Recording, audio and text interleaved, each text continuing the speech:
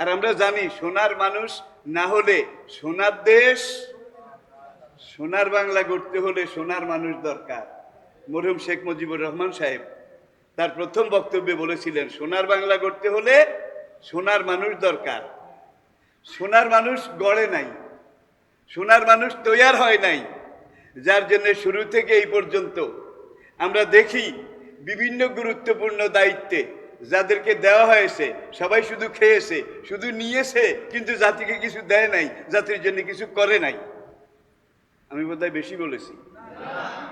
গতকালকে দৈনিক পত্রিকাগুলো খুলুন, সেখানে পররাষ্ট্রমন্ত্রী তিনি বলেছেন, ডক্টর আব্দুল মোমেন, যে শুরু থেকে এই পর্যন্ত বিশেষ করে গত 12-13 বছরে দেখা যায় যারা মন্ত্রী এমপি তারা বিদেশে টাকা বেশি নেয় নাই।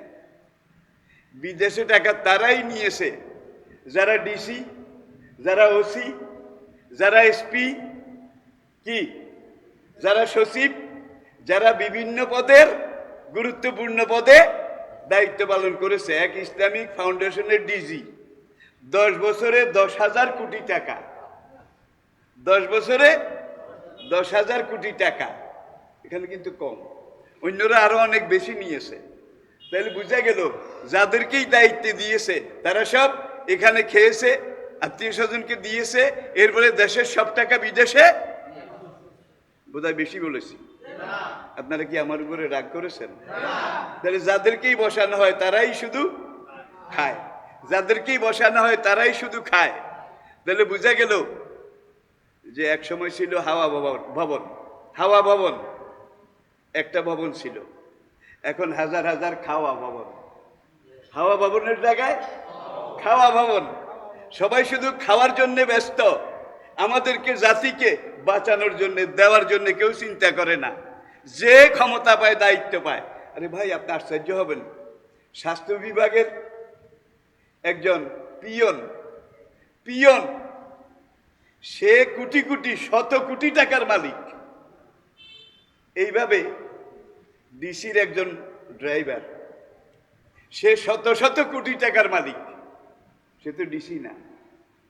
স্যারের দিয়ে ফাইল, স্যার হয়তো ভালো, কিন্তু স্যারের দিয়ে ফাইল দস্তখত করার জন্যে আপনার আমাদের কোটি কোটি টাকা সে। তা না হলে ডিসির একজন ড্রাইভার, সে কোটিপতি নয়, হাজার হাজার কোটি টাকার মালিক। ঠিক না বে ঠিক? তাহলে যে যেখান দিয়ে পাইছে শুধু খাইছে আর নিছে। কিন্তু নবী মদিনায় গিয়ে যে রাষ্ট্রটা কায়েম করলেন, সেখানে আল্লাহর কসম খাওয়ার মতো একজন লোকও ছিলেন না, সব দেওয়ার মতো। তাইলে সেখানে শান্তি আসবে নাকি আসবে না? প্রাচুর্য আসবে নাকি আসবে না? কয়েক বছর যেতে না যেতেই এই মদিনা রাষ্ট্র তখনকার সুপার পাওয়ার রোমান সম্রাটকে চ্যালেঞ্জ করে বসলো, এবং পরবর্তীতে আমরা দেখি এটা ইতিহাস, পুরা রোমান সাম্রাজ্য মুসলমানদের দখলে চলে আসলো। এটার পরে আরেকটা সুপার পাওয়ার কেসরা, পারস্য সাম্রাজ্য। তখন এই দুইটা সাম্রাজ্যই ছিল দুনিয়ার সবচেয়ে শক্তিশালী। সেই কেসরা, পারস্য সাম্রাজ্য, এইটাও মদিনার আওতায় এসে গিয়েছিল নাকি আসেনি? কারণ কি? যে লোকগুলো দায়িত্বে ছিল কেউ চুরি করে নাই, কেউ 2 নম্বরই করে নাই। এখন আমাদের সোনার বাংলা, সোনার দেশ হয় না কেন? সোনার মানুষ নাই। যে পর্যন্ত সোনার মানুষ মানে ইমানদার মানুষ, যে মানুষের ভিতরে তাকওয়া আছে, পরহেজগারি আছে। বিভিন্ন অফিসে দেখা যায় এত বড় বড় অফিসার, একবারে কি পোস্ট, গোড়ায় বসা, ভাই লম্বা পায়জামা, উঁচা গোল টুপি, লম্বা লম্বা দাড়ি। তার কাছে একজন গেল, স্যার আমার এই কাজটা, তিনি করে দিলেন। এখন ফাইলটা দেয় না, কয় আগে আমার কি দক্ষিণা বলেন, বকশিস বলেন, আর বকশিস তো 2-1,000, 2-1 লাখ টাকা না। এখন এই লোকটা বলে, স্যার আপনার দাড়ি, আপনার টুপি, আপনার লম্বা জামা, আপনার হাতে আবার তসবিও মাঝে মাঝে দেখা যায়, এখন আপনি যদি এই কাম করেন, বাকি এলারা কি কাম করবে? তখন বলে দুনিয়া এক জায়গায়, আখেরাত আরেক জায়গায়। আল্লাহ কোরআনে বলেছেন, রাব্বানা আতেনা ফিদ দুনিয়া হাসানাতাও ওয়া ফিল আখিরাতে। আল্লাহ দুনিয়ার কথা আগে কইছে। দেখছেন কিভাবে ব্যাখ্যা করে, মনে হয় যেন একজন জাতীয় মুফাসসির আর কি। সুতরাং আমার দুনিয়া আগে ঠিক রাখতে হবে। এইভাবে নিয়ে নিয়ে আমাদেরকে ফতুর করে দিয়েছে, রিক্ত নিঃস্ব করে দিয়েছে। আমাদের ব্যাংকগুলোতে এখন টাকা নাই, ব্যাংকগুলো দেউলিয়া হয়ে গেছে। আমাদের ছেলেরা বিদেশে যারা থাকে, তারা যদি টাকা না পাঠাইতো, রেমিটেন্স না পাঠাইতো, অনেক আগে সবকিছু কলাপস হয়ে যেত। এখন বিদেশিদের পাঠানো রেমিটেন্স, এটা হলো এই জাতির জন্য এখন কোরআন। কোরআন কোরআন কেমন রুগীকে দেওয়া হয়? কোরআমিন, কোন রুটি? তাইলে এখন এই বিদেশিদের টাকা, এটার উপরেই দেশটা এখনো টিকে আছে। তা নইলে অনেক আগে এটা শিরা উপশিরা বন্ধ হয়ে যেত।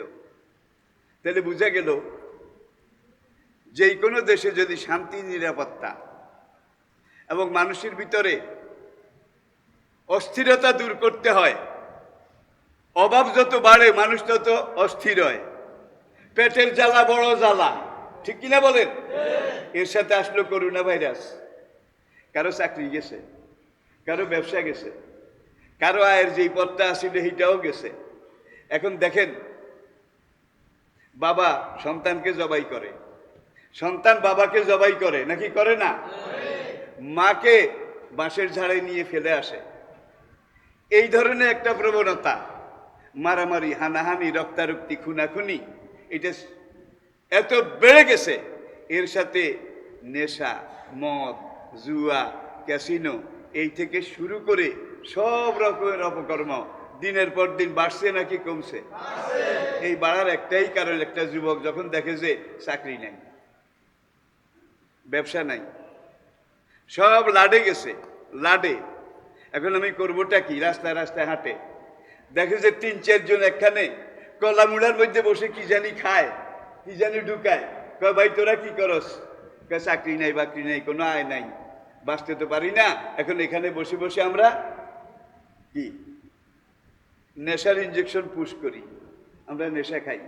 ওই যুবকটা বলে আমারও চাকরি বাকরি নাই, আমিও তোমাদের জমাতে ভর্তি হইলাম। এইভাবে এইভাবে রিক্ত, নিঃস্ব, সর্বহারা মানুষ, তাদের এই অবস্থার কারণে আজকে দেশে অরাজকতা দিন দিন বেড়ে যাচ্ছে, ঠিক কিনা বলেন? যত রকমের যত কিছু করা হয়, ধর্ষণকারীদেরকে, জুয়ারিদেরকে টাকা যারা আত্মসাৎ করে বিদেশে নিয়ে গেছে, তাদেরকে ফাঁসি দিলেও এরকম হাজারো লাখো জুয়ারি আর স্বার্থপর নিজ দিয়ে উঠতেছে। কারণ আমাদের যে শিক্ষা ব্যবস্থা, এটার মধ্যে তাকওয়ার কোনো কথা নাই, খোদাভীতির কোনো কথা নাই। পরকালে যে কবরে 3 প্রশ্ন করা হবে, হাসর পুলসিরাত মিজানে যে প্রত্যেকটা থানাতে কড়ায় গন্ডায় জাররাতিন সাররাইয়ারা, জাররাতিন খায়রাইয়ারা, তিল তিল দন্তি দন্তি হিসাব হবে। এই ধরনের কোনো লেখাপড়া বোধহয় করানো হয়? বলেন। তবে আমি দেখেছি America, Britain, France, Germany, Japan, বিভিন্ন উন্নত দেশে আপনার মোবাইলটা যদি রাস্তায় পড়ে যায়, আপনার খেয়াল ছিল না, 5 ঘন্টা পরে আপনি সেখানে গিয়ে দেখবেন মোবাইলটা সেখানে এখনো পড়ে আছে। অমুসলিম দেশ, ঠিক না বে ঠিক? আমি দেখে এসে দেখে আপনাদেরকে বলতেছি, সেখানে যদি আপনার কোনো টাকা হারিয়ে যায়, তাহলে সেই এলাকার যেই পুলিশ, তাদের সাথে যোগাযোগ করেন। যে টাকাটা পেয়েছে সে সেখানকার পুলিশের ওই নম্বরে জমা দেবে যেখানে বলা আছে, প্রচার করা আছে, পত্রপত্রিকা আছে, আপনাদের এই এলাকায় কিছু হারানো গেলে আপনারা অমুক চেকপোস্টে ফোন করেন। দেখা যায় ফোন করলে পাওয়া যায়। কাফের বেঈমানের দেশে পাওয়া যায়, কিন্তু মুসলমানের দেশে পাওয়া যায় বোধ হয়। তাইলে আমাদের পছন্দ কিভাবে শুরু হয়েছে দেখুন প্রিয় মুসল্লি ভাইয়েরা। আরেকটা জিনিস আপনাদের সামনে আমি আনতে চাই, সেই জিনিসটা হলো মক্কা অস্থির, আজকের মতো অস্থির, এখনো ইসলাম আসে নাই। নবীর কাছে আল্লাহ ওহী পাঠাচ্ছেন দিনের পর দিন, মাসের পর মাস, বছরের পর বছর। ওই ওহীকে কিছু কিছু মানুষ গ্রহণ করতেছে, অধিকাংশ যুবক, তরুণ, টকবগে যুবক, তারা ইসলাম গ্রহণ করতেছে। যারা ইসলাম গ্রহণ করে তাদেরকেই মারে, যারা ইসলাম গ্রহণ করে তাদেরকেই নির্যাতন করে। তারা পালিয়ে পালিয়ে, লুকিয়ে লুকিয়ে আব্দুল্লাহ ইবনে আরকামের ঘরে, জানেন তো, গোপনে 3 বছর ইসলামের দাওয়াতি কাজ চললো।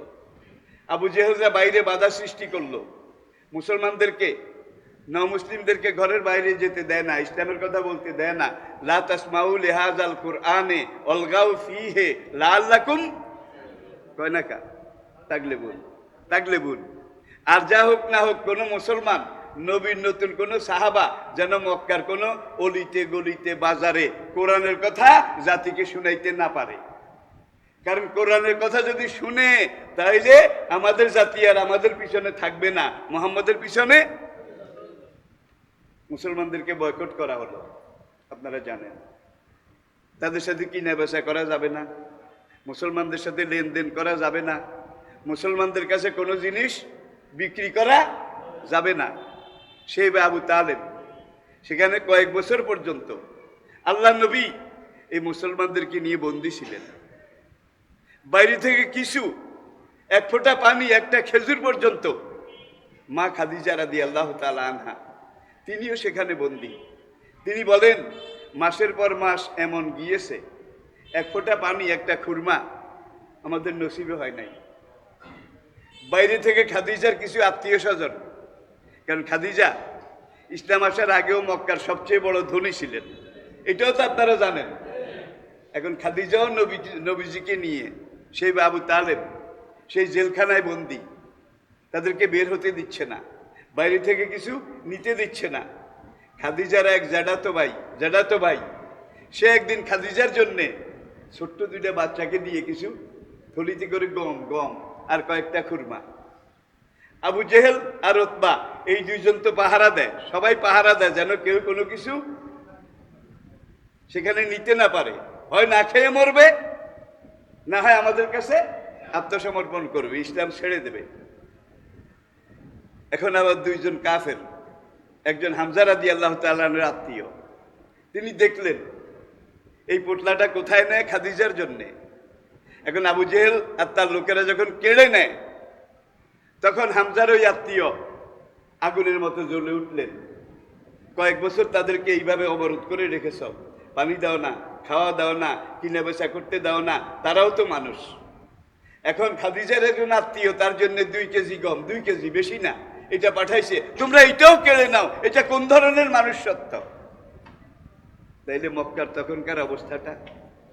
খাদিজা রাদিয়াল্লাহু তাআলা আনহা বলেন, সাইয়েদনা বেলাল রাদিয়াল্লাহু তাআলা আনহু বলেন যে পুরানো চামড়ার নামাজের মুসল্লা, এগুলোকে কেটে কেটে টুকরা করে আমরা সকালে পানিতে ভিজাইতাম, রাতে এগুলো সিদ্ধ করে খাদ্য হিসাবে খেতাম। আমাদের কিছু কিছু মানুষ যেখানে আমরা বন্দী ছিলাম, তার আশেপাশে যে গাছের পাতা টাতা এগুলো সংগ্রহ করে আনতো, এই গাছের পাতা এগুলো আমরা চাবাই চাবাই খেতাম। পানি আমরা পেতাম না, আমরা যখন পায়খানা করতাম, সামান্য পায়খানা হতো, সেগুলা বকরি, ভেড়া, হরিণের লাদার মতো কালা কালা, কারণ পাতা পুতা খায়। এইভাবে তারা পরীক্ষা দিয়ে ইসলামের উপরে টিকেছেন, ইসলামী রাষ্ট্র কায়েম করেছেন। এখন আমাদের বাংলাদেশ, সোনার বাংলা, এটাকে সেইভাবে গড়ার জন্যে, বাঁচিয়ে রাখার জন্যে যার উপরে দায়িত্ব দেয় সেই কি করে, কি তাইলে সব খানেওয়ালা, দেনেওয়ালা নাই। আমার মনে হয় শেখ হাসিনা ছাড়া আর ভালো মানুষ আছে কিনা, আমি কিন্তু কোনো মন্তব্য করছি না। মক্কার এই অবস্থা দেখে আল্লাহ নবীর বয়স 17 বছর, নবুয়ত এখনো অনেক দূরে। তিনি একটা যুব সংগঠন তৈরি করলেন, সমমনা, বন্ধুত্ব যাদের সাথে আছে, মনের মিল যাদের সাথে আছে, তাদেরকে নিয়ে একটা সংগঠন করলেন, যুব সংগঠন। এই যুগও তো আছে, কেউ ইসলামের পক্ষে যুব সংগঠন করে, কেউ ইসলামের বিরুদ্ধে করে না বোধ হয়। করে না বোধ হয়? আচ্ছা, এখন মোহাম্মদ সাল্লাহ সাল্লাম ইসলামের পক্ষে, ভালো কাজের পক্ষে, ন্যায় এবং কল্যাণের পক্ষে একটা যুব সংগঠন করলেন। এটার নাম দিলেন হিলফুল ফুজুল। আপনারা জানেন হিলফুল, 17 বছর বয়সে। এখন আমরা জালেমদেরকে কারো উপরে জুলুম করতে দেব না। আমরা এতিম, মিসকিন, সর্বহারা, তাদেরকে প্রাণ দিয়ে সহযোগিতা করে যাব। যারা বিধবা, যাদের টাকা পয়সা নাই, তাদেরকে আমরা টাকা পয়সা সংগ্রহ করে দেব, তাদের হাট বাজার আমরা করে দেব। এইভাবে উল্লেখযোগ্য কয়েকটা দফা বুঝেন তো, এগুলো দিয়ে হেল্পফুল হুজুর করলেন।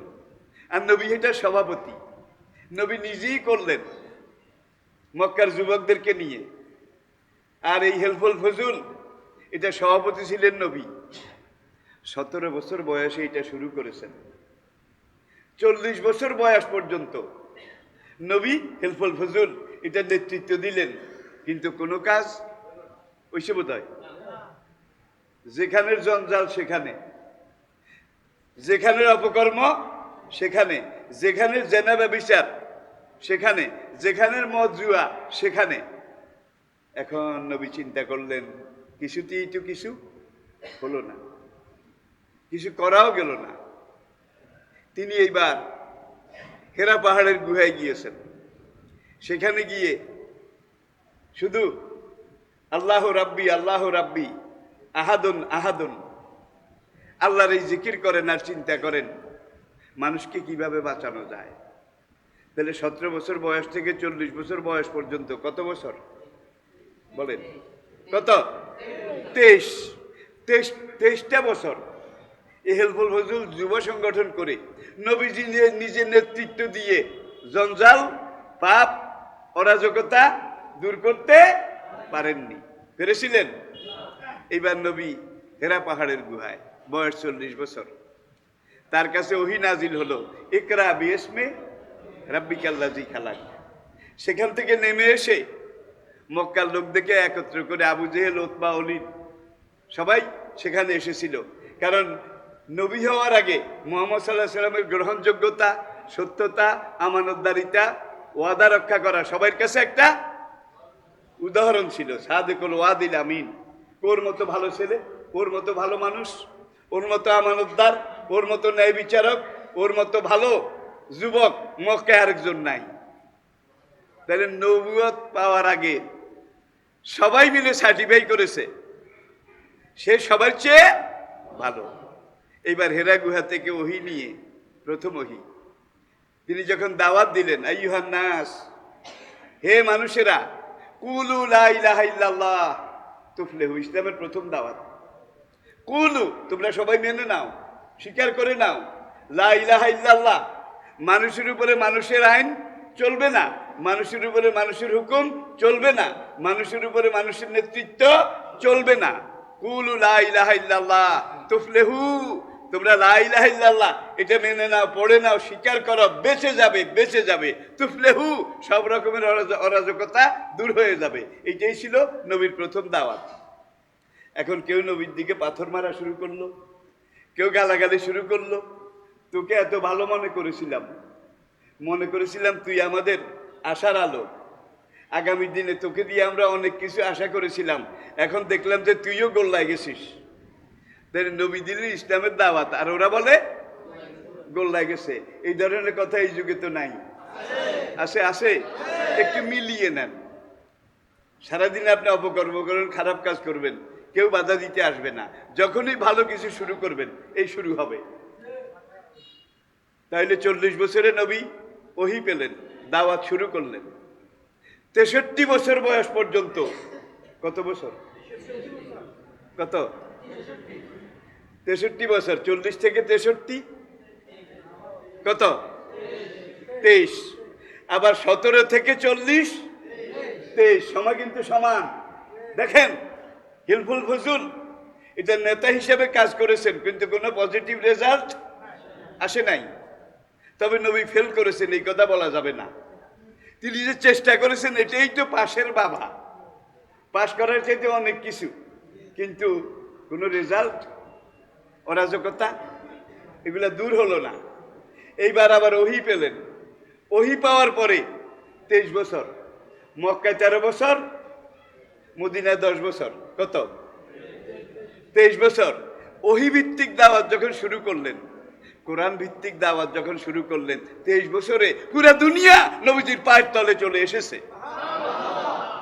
আমার বলার মধ্যে বোধহয় কোনো পক্ষপাতিত্ব আছে নাকি সঠিক ইতিহাস? আমি সঠিক ইতিহাসটা আপনাদের সামনে তুলে ধরেছি। প্রিয় ভাইরা,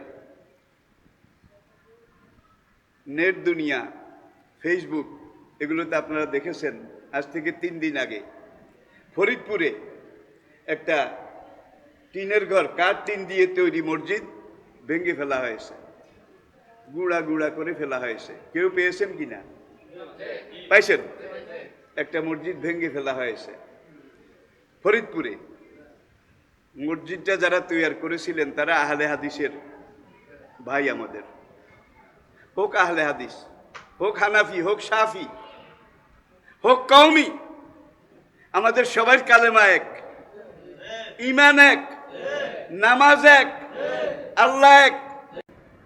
এখন সাহাবায়ে কেরামের মধ্যেও কিন্তু মসলা মসাইল নিয়ে ইখতিলাফ ছিল নাকি ছিল না? ছিল নাকি ছিল না বলেন? তাহলে সাহাবায়ে কেরামও বিভিন্ন হাদিসের ব্যাখ্যায় এক একজন এক একভাবে আমল করেছেন। নবী কাউকে বাধা দেননি, কারণ এটা মহাসাগর, যে যেভাবে পারো করো। এখন আহলে হাদিসের ভাইয়েরা তারা আমিন জোরে বলে, তার হাত এখানে বাঁধে, তারা ইমামের পিছনে কেরাত পড়ে। হানফিরে আবার এগুলা করে না, ঠিক কিনা? একদল করে, আরেক দল। সাহাবাদের মধ্যে কিন্তু এই দোনো রকমের সাহাবা ছিলেন। সাহাবাদের কেউ এখানে বানতেন, কেউ আমিন জোরে বলতেন, আবার কেউ নাবির এখানে বানতেন, আমিন আসতে বলতেন। সাহাবাদের কেউ ইমামের পিছনে কেরাত পড়তেন, কেউ ইমামের পিছে কেরাত পড়তেন না। সাহাবাদের কেউ কেউ নামাজের পরে মোনাজাত করতেন হাত তুলে, কেউ কেউ করতেন না। তাইলে করাও আছে, না করাও আছে। মহাসাগর। এইভাবেই তো আস্তে আস্তে আজ পর্যন্ত আমরা ইসলামকে পেয়েছি, ঠিক না বে ঠিক? মক্কাতে যারা গিয়েছেন, মদিনাতে যারা গিয়েছেন, মসজিদে হারামে, মসজিদে নববীতে, সেখানে জামাত দাঁড়ায়, এখন তাকবীর হয়, কেউ হাত এখানে বাঁধে, কেউ এখানে বাঁধে। আফ্রিকার অধিকাংশ মানুষ সুদানি, তারা মোটা হাতে বাঁধে না। সেখানে বোধহয় কোনো তর্ক বিতর্ক হয়, এই বেটা তুই এখানে বাঁধবি কেন, আমি এখানে বাঁধছি, কোনো ঠেলা ঠেলি, ধাক্কা ধাক্কি। তাহলে এই ধাক্কা ধাক্কি আমাদের ক্যাশকে এই পরিণতি। যারা হাত এখানে বাঁধে তারাও ঠিক, যারা আমিন জোরে বলে তারাও ঠিক, যারা ইমামের পিছনে কেরাত পড়ে তারাও ঠিক, যারা পড়ে না তারাও ঠিক, সবাই সঠিক। চার মযহাব আহলে হক, আহলে হাদিস, আহলে হক। এই কথা আমি সারা জীবন বলেছি। তো মাঝখানে আমি একটু হেতা করে খুঁড়াইছিলাম, এটাও আপনারা জানেন।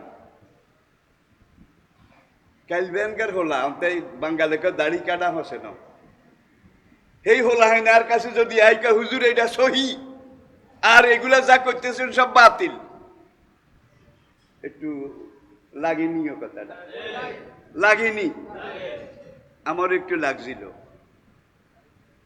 আমি দুই একটা কথা, কিন্তু আমি আজীবন বাংলাদেশ হওয়ার পরে, আমি সাইদি সাহেব, আমরা এই দুই ভাই, আমরা ময়দানে ছিলাম, যমুনার ওই পাড়ে, দিনাজপুর, রংপুর, রাজশাহী, চাঁপাইনবাবগঞ্জ। এখানে আহলে হাদিসের লোক তখনও বেশি ছিল, এখনো বেশি আছে। আমরা সেখানে মাহফিল করতাম। আর সাইদি সাহেব আমার সাথে, মাওলানা আব্দুল্লাহ ইবনে ফজল মরহুম রহমতুল্লাহ আলাই, আহলে হাদিসের তখনকার বাংলাদেশের সবচেয়ে বড় আলেম। আরেকজন হজরত মাওলানা আবু তাহের বর্ধমানী। এই আমরা চারজন, এই পুরো উত্তরবঙ্গে, এরপরে টেকনাফ পর্যন্ত আমরা মাহফিল করতাম। তারা দুইজন আহলে হাদিস, সাইদি আর আমি হানাফি। কিন্তু কে আহলে হাদিস কে হানাফি এটার কথা কেউ কাউকে জিজ্ঞেস করে নাই। যে যার মতো পড়েছে, ঠিক কিনা বলেন? কোনো ফিতনা আসিল না। এইবার এমন কিছু লোক বাইরে এসে যারা এটা নিয়ে গুতাগুতি শুরু করেছে। এই গুতাগুতির এক পর্যায়ে সেই ভাইয়েরা মসজিদটা বানাইছে। মসজিদের নাম মসজিদে আহলে হাদিস। এই মসজিদে আহলে হাদিস এই নামটাও কিন্তু আমি গ্রহণ করতে পারি নাই। কি তাহলে বুঝে আপনারাই আমনে করে কি করছেন? কি আলাদা ভাগ করি হালাইছেন? মসজিদ ইজ মসজিদ, আল্লাহর মাসাজিদ আলিল্লাহ, সব মসজিদ আল্লাহর। ফালা তাদু মা আল্লাহে আহাদা, কোরআন আল্লাহ পাক বলছেন। সুতরাং আল্লাহর সাথে কাউকে শরীক করা যাবে না। তবে হানাফির আমার যেসব ভাইয়েরা এই মসজিদ ভেঙে ফেলেছে, আমি তাদেরকে ঘৃণা জানাই, ধিক্কার জানাই। তোমাদের মন এত ছোট হলো কি করে? আর মন যত ছোট হয়, সংকীর্ণ হয়, ফিতনা বাড়ে। মন যত প্রশস্ত হয়, ফিতনা কমে। তাইলে সেই আমাদের আমলে কে আহলে হাদিস কে কি এটার কোনো কথা আসিল না। আপনি আপনারটার উপরে আমল করেন না, করেন, আমি আমারটার উপরে করি। বাইতুল্লাহ মসজিদে নববীতে যেভাবে সবাই করে, কিন্তু নামাজের পরে আপনি আবার আমারে খোমরাইয়েন না যে আপনি আমিন জোরে কন্ন কিল্লাই। আমি জোরে কইছি, আড্ডা সহি, আপনার দা জাল জয়ীফ। এটা কওয়া বোধহয় ঠিক হইব? সারা জীবন কইলেও কোনো লাভ হইতো না, আল্লাহর কসম কোনো লাভ হইতো না। হাজার হাজার বছর ধরে যেটা চলে আসছে, হাত এখানে বাঁধাও চলছে সাহাবাদের জমানা থেকে, হাত এখানে বাঁধাও চলছে। আমিন জোরে বলা এটাও চলছে, মনে মনে বলা এটাও। ইমামের পিছনে কেরাত জামাতে এটা পড়ে আসা শুরু থেকে চলছে, এখনো চলছে। যে যেভাবে আমল করে করুক না, এখানে হাত বাঁধা এটা বোধহয় ফরজ, এখানে বাঁধা ফরজ। আমিন জোরে বলা আসতে বলা এটা বোধহয় ফরজ। গর নাই দুয়ার আটকায়, গর নাই দুয়ার আটকায়। দোহাই আল্লাহর, আমি আহলে হাদিস ভাইদেরকেও বলছি, কওমি ভাইদেরকেও বলছি, তরিকতপন্থী চরমনায় শর্ষিনার ভাইদেরকেও বলছি, হানাফি ভাইদেরকেও বলছি, দোহাই আল্লাহর, এই সকল খুঁটিনাটি এগুলো নিয়ে ইখতিলাফ ছিল না। এখন এই ইখতিলাফটা মাঠে এনে এইভাবে নিজেরা নিজেরা গুতাগুতি করে ইসলামের লাভ হচ্ছে না ক্ষতি হচ্ছে? লাভ হচ্ছে না ক্ষতি হচ্ছে? খবরদার, যে যেখানে হাত বাঁধে বাঁধুক, যে আমিন জোরে কয় কোক। আজকের বাইতুল্লাহ সাক্ষী, কাবা মসজিদে হারাম সাক্ষী, মসজিদে নববী সাক্ষী, সারা দুনিয়ার মানুষ সেখানে যায় যে যার মতো করে। একবার সাইদ হিসাবার আমি উম্মেহানি গেইটে, এখানে আসরের নামাজ শুরু হচ্ছে, একামত হয়ে গেছে, আমরা দাঁড়িয়েছি জামাতে। ভাই আমাদের সামনে সুদানি তিনজন, ওই যে আদম সুরত, এক একটা 5 হাত লম্বা ভাই। যেই এখন নামাজের নিয়ত হয়ে গেছে, আমরা সোবানাকা পড়তেছি, আর আগের হেরা কাবিল খালিকে লান্ডে নামাজের মধ্যে আন্ডে। এখন হাঁটতে হাঁটতে আমরা রুকু করেছি, সেজদায় যাব, এই সময় সুদানি একজন একবারে আমার সাইদ হিসাবের আন্ডুর কাছে হাঁটতে হাঁটতে চলিয়ে আসে। সেজদাটা দেব কোথায়? এখন সাইদ হিসাব সেজদা যাওয়ার আগে বামাত দিয়ে ওর ঠ্যাঙের এখানে ধাক্কা দিছে নামাজের মধ্যে। ধাক্কা দেওয়ার সঙ্গে সঙ্গে সে বুঝছে যে আমি যে হেঁটে হেঁটে পিছনে আসলাম, পিছনের মুসল্লির সেজদা করার জায়গা নাই, সে ঠিক হয়ে গেছে। কিন্তু নামাজের পরে বোধহয় আমরা একজনরা আরেকজনরে খোমরাইছি, তর্কাতর্কি করছি। ভাই এইভাবে করতে হবে, আমাদেরকে আরো ধৈর্যশীল হতে হবে, আমাদের মনকে আরো উদার করতে হবে। এরপরে আসুন আরেকটা কথা, যেটা এটাই আমার আজকের আলোচনার শেষ। সেটা হলো সাহাবায়ে কেরাম, তারা যখন মসজিদে আসতেন আজানের পরে, কোনো কোনো সাহাবায়ে কেরামের সাথে বাচ্চা টাচ্চাও আসতো। এমন অবস্থা হয় বাচ্চাকে চেষ্টা করেও ঘরে রেখে আসা যায় না, এমন অবস্থা বোধহয় হয় না? হুজুর খুতবা দিতেছেন, জুমার খুতবা, হাসান হোসেন দনোজন আইছে, এসে এখন শুধু হুজুরের গা বাইকাল উর্ফের দিকে উঠে, নাইল গাছে যেন উঠে আর কি, আবদাড়ুয়া জড়ায় ধরে নানাজিকে এইভাবে উঠে, কদ্দুর উড়ি আবার পড়ে যায়, কদ্দুর উড়ি আবার পড়ে যায়। হুজুর খুতবা দিতেছেন, এখন হাসানকে এক কোলে নিলেন, হুসাইনকে আরেক কোলে নিলেন, দুই নাতিকে দুই কোলে রেখে হুজুর খুতবা দিয়েছেন। আল্লাহু আকবার। আবার আরো কয়েকবারের ঘটনা, হুজুর খুতবায় দাঁড়িয়েছেন, হাসান এসেছে, এসে এখন গা বায়, হুজুর হাসানকে কোলে করে খুতবা দিয়েছেন। আরেকদিন হুসাইন রাদিয়াল্লাহু তাআলা আনহু এসেছেন, এসে এইবার গা বাইয়া উঠে নাই, হুজুরও কোলে নাম নাই। বাবার বেটা এইবার টার্গেটে আছে, নানাজি কোন সময় সেজদায় যাবে। নানাজি সেজদায় গেছে, এক কোটক্কা হিটে রূপে। এখন হুজুর সেজদা থেকে উঠার সময় খুব আস্তে উঠলেন, সাবধানে উঠলেন, যেন পড়ে না যায়। সেজদা থেকে উঠে ওই নাতিকে ধরে কোলের উপরে বসায় তিনি তাশাহুদ পড়লেন, দুরূদ শরীফ পড়লেন, তারপরে সালাম ফিরালেন। এগুলো ইতিহাস, এগুলো নবীজির জীবনে আমরা দেখি। এখন আমাদের ছোট ছোট বাচ্চা, ওদেরকে মসজিদ মুখী করা দরকার না মসজিদ বিমুখী করা দরকার? মসজিদ মুখী করা দরকার না বিমুখী করা দরকার? একটা ছোট বাচ্চা সূরা কেরাত কিচ্ছু জানে না, এখন সে মসজিদে আসছে, এখন সে কাতারে দাঁড়িয়েছে। এখন আপনি যখন নিয়ত করবেন, একামত হয়ে গেছে, এখন সে আপনার দেখা দেখি সেও নিয়ত করেছে, নিয়ত করে টোরে এখন আপনার মুখের দিকে চায়, দেখলো যে আপনার মুখ লড়ে, এখন সে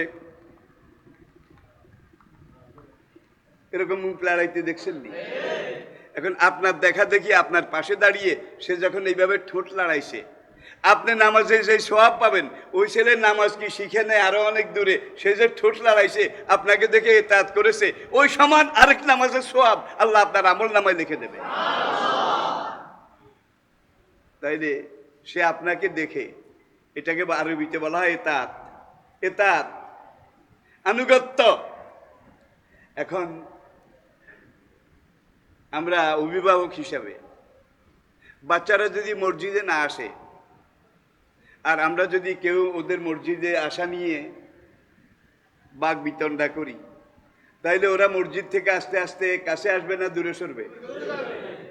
আমি সমাজ কল্যাণ মসজিদে যখন খুতবা দিতাম, হাজার হাজার মানুষ, আমি যখন শুরু করেছি মসজিদটা একতলা ছিল, যখন আমি আর পারি না, আরে লক্ষ্মীপুর থেকে গিয়ে ওখানে জুমা পড়ানো এটা সম্ভব, আমি পরে ছেড়ে দিয়েছি। এখন ওই আমি গাড়ি থেকে নেমে গেট দিয়ে ঢুকবো, বাচ্চা 3টা 4টা ওখানে গেটে খেলা করে, পোলাপানের এই তো কাজ, মসজিদের গেটে ওরা খেলা করে। এখন একটা আরেকটারে কয়, আদি আদি খবরদার ভাই মসজিদে ঢুকিস না। কয় কে আরে? কয় বুইরারা ধমকায়। বুইরারা ঢাকাইয়া ভাষাটাই বললাম, যেটা আমি শুনেছি।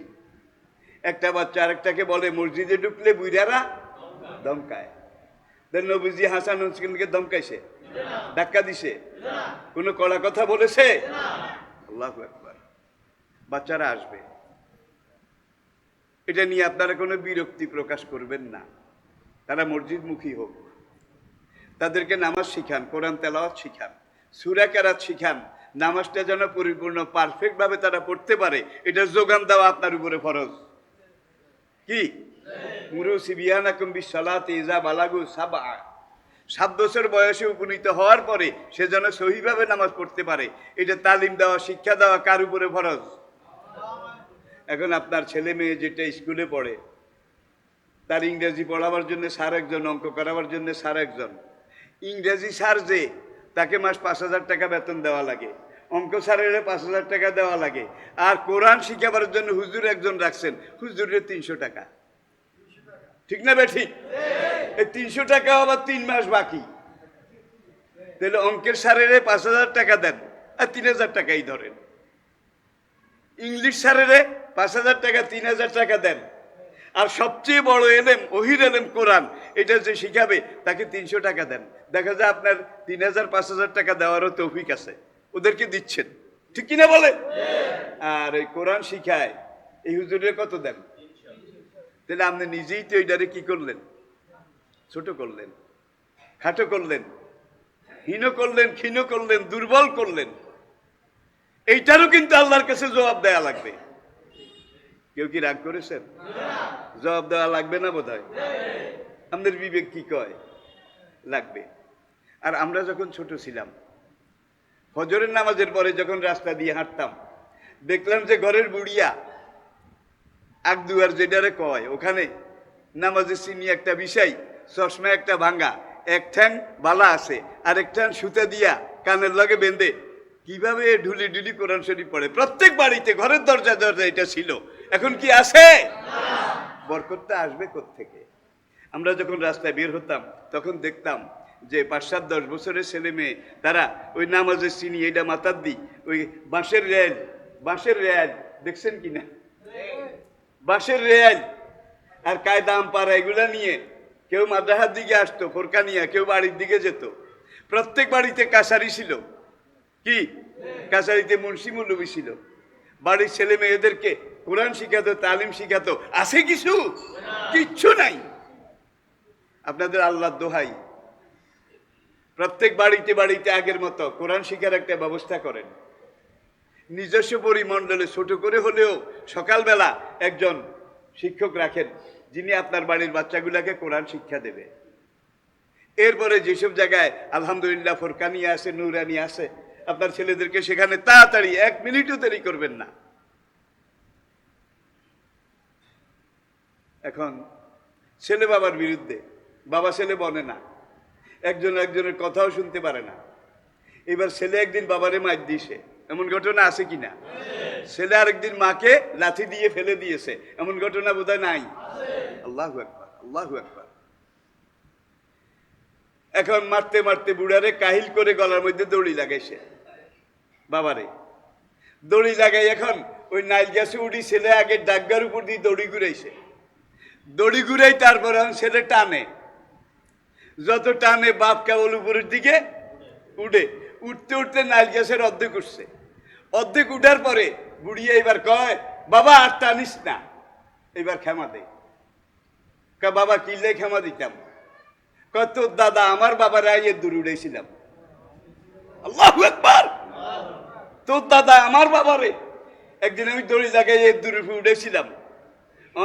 এইটারে গ্রাম বাংলার বুড়া বুড়িরা কয় উদারিয়া খোরা। কি কয়? উদারিয়া খোরা। আপনি আপনার বাবার সাথে যা করবেন, মায়ের সাথে যা করবেন, আল্লাহর কসম আপনার ছেলেরা আপনার সাথে ঠিক তাই করবে। যার জন্য ছেলেদেরকে কোরআন শিক্ষা দেন, নীতি নৈতিকতা শিক্ষা দেন। বাচ্চা যারা মসজিদে আসবে তাদেরকে 2 জন মুরব্বীর মাঝখানে একটা বাচ্চা খাড়া করেন না, এই বাবা তুই আমার পাশে দিয়ে খাড়া, এইভাবে বিট্টে বিট্টে ঢুকাই দেন। তাইলে ওরা আর ওই দৌড়াদৌড়ি বাঘ বিতণ্ডা এগুলো করতে পারবেন না।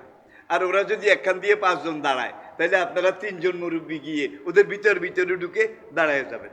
নবীকে আল্লাহ যেই পুরস্কার দিয়েছেন আপনাকেও আল্লাহ সেই পুরস্কার দেবেন। সুতরাং আমাদের বাচ্চারা মসজিদে আসবে। আপনারা সবাই কি একমত?